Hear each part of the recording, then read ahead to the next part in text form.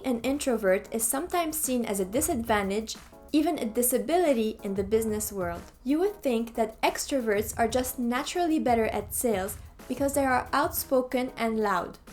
However, having an introverted personality can actually work to your advantage. When I started my business, I definitely considered myself to be an introvert. Since then, I have surpassed $500,000 in sales. How did I do it without being pushy, salesy, or annoying? Keep watching to find out and to meet this week's very special guest. I'm Sabrina and I'm the owner of L'Atelier Co-working and the Focus Journal.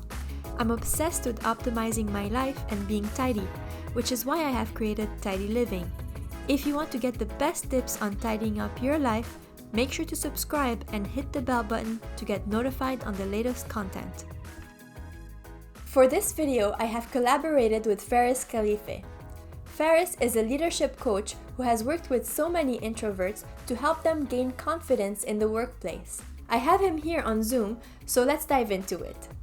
So Faris, tell me more about yourself and the perceptions that people have about introverts and sales. So, as you know, I'm a father, I'm a minimalist, I'm an introvert. I coach introverts to build on their strength and embrace who they are. So if you look at the definition of an introvert in a nutshell, it's where you gain and lose energy. So that's the main difference between extroverts and introverts. So introverts, we gain energy when we are in solitude. And there's so many studies out there that has been done to see if extroverts or introverts are better in sales. And the results in every study so far, there's no correlation, so zero. That's good news, and I hope hiring managers are hearing this. Because if they interview an introvert, they might be like, oh, this guy or this girl wouldn't be very good at sales because they're very shy. You talked about it in the past, like shyness and introversion is different, right? Exactly. But that's the misconception. In that example you used, a hiring manager, probably they have the misunderstanding. They think an introvert is a shy person, antisocial person. So in their head, why would they hire a shy person to do sales? But introversion and shyness, yeah, they're different. So let's talk about how introverts can use their personality traits to their advantage when it comes to sales. The number one introvert trait that has helped me personally is being a good listener. Faris, is there a reason why introverts are better listeners? These are the common traits for introverts. They're naturally great listeners because they talk less and they enjoy listening more. And listening is a key trait in business and in sales specifically, because with listening, you're learning more about the client, their needs, what their pain point. Yeah. So having a trait like that, listening, is very helpful in general. Yeah, so that's what I found too, because at the beginning, when I was, pitching my product or service to clients, I would just immediately talk about the benefits of signing up for my services. I wouldn't really listen to them. But then when I started asking them questions and listened to them, not only did it give me a break from speaking, it just gave me more information to learn more about their needs and how I can customize my pitch to fit their needs. Exactly, and not just customizing the pitch, or you're sharing with them what will benefit them. So let's say you have, 5 services, and you can't say one thing that will fit everyone. But when you understand exactly what's their need, you can give them the service that really fits what they want. Yeah, and it also takes away from the fear of, oh, I have to sell that person that thing. And instead reframing it as, I'm trying to help that person and I'm trying to get to know them maybe as a friend. That's my approach. I connect with people without an agenda. And then if it happens that person needs my service, then that's great. If not, that's a great connection too.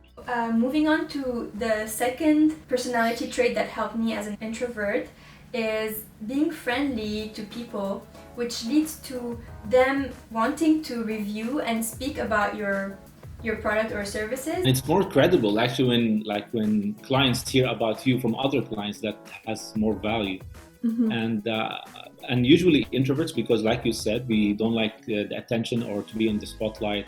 For me, it worked in different ways. As a person that works in a company, in the corporate world, it helped me by just doing great work, and then my bosses or colleagues, so they're speaking on my behalf, And as a coach, now clients are speaking about their experience. Let's move on to the third approach that I have identified, and that was, being empathetic. Empathy is huge. Empathetic and understanding, and genuine. That's the other thing. Oftentimes I found when I undersold my product or services, because people didn't expect as much, they were just positively surprised. Yeah, I love that. And I was a client of yours and I really appreciated your approach, like you said. And I see it in different angles. One, it's not necessarily underselling. You're just saying it as it is. You're being honest and genuine. And that builds trust for sure. And introverts, they're naturally empathetic with the active listening. So you're putting yourself in your buyer's shoes or the client's shoes. And you're saying, if I was in their place, that's how I would like to be treated or sold to. So to recap, so far we've said being a good listener, getting other people to review your products or services, and doing testimonials. And the third one is being genuine and empathetic. Is there anything else you'd like to add? There's so many. I'll share maybe two. Okay. And networking, that's a big piece we forgot or we didn't mention it.